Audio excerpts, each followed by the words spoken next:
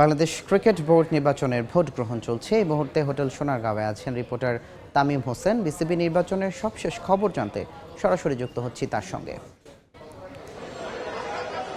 অল্প কিছু সময় বাকি আছে বিসিবি নির্বাচনের ভোট গ্রহণের। বেলা 4টা নাগাদ কিন্তু ভোট গ্রহণ শেষ হবে, এরপরেই আসলে গণনা শুরু হবে এবং 7টার মধ্যেই আসলে জানা যাবে যে বিসিবি নির্বাচনের যে 25 জন পরিচালক তারা কারা হচ্ছেন। আমরা যেমনটা জানি যে অনেকে বিনা প্রতিদ্বন্দ্বিতায় পরিচালক নির্বাচিত হয়েছেন, বিশেষ করে যারা জেলা এবং বিভাগ থেকে, যেমন আমি যদি বলি বরিশাল, সিলেট, এইসব জায়গা থেকে কিন্তু বিনা প্রতিদ্বন্দ্বিতায় পরিচালক নির্বাচিত হয়ে গিয়েছেন। এছাড়া আমরা যদি বলি যে আজকের ভোট মানে কারা ভোটাধিকার কারা প্রয়োগ করছেন বা কত পার্সেন্টের হিসাবে, যতটুকু আমরা জানতে পেরেছি যদি সবচেয়ে কম ভোট কাস্ট হয় সেটা হচ্ছে যে ক্যাটাগরি 2 থেকে, তবে ক্যাটাগরি 1 এবং ক্যাটাগরি 3 ভালোই ভোট গ্রহণ করা হয়েছে। তবে ক্যাটাগরি 2 ভোটার সংখ্যা খুবই কম। আমরা যেমনটা জানি 48টি ক্লাব ইতিমধ্যেই তাদের ভোট বর্জনের ডাক দিয়েছেন এবং তারা কিন্তু আগেই বলে দিয়েছেন যে তারা এই নির্বাচনে অংশ নেবেন না। কিন্তু সেই সংবাদ সম্মেলনে আরো একটি কথা বলা হয়েছে যে এর বাইরেও কিন্তু আরো অনেকে আছেন যারা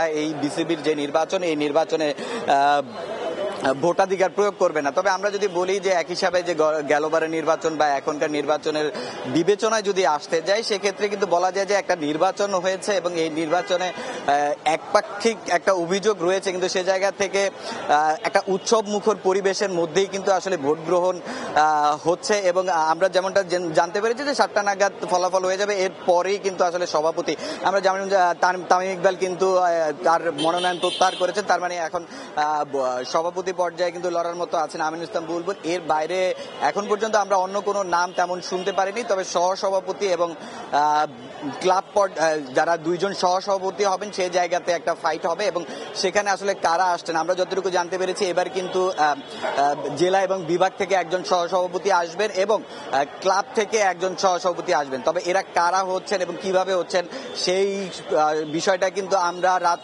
9টার সময়, যেই 7টার পর থেকে কিন্তু আসলে সেই সভাপতি নির্বাচন এবং সহসভাপতি নির্বাচনের ভোট গ্রহণ শুরু হবে।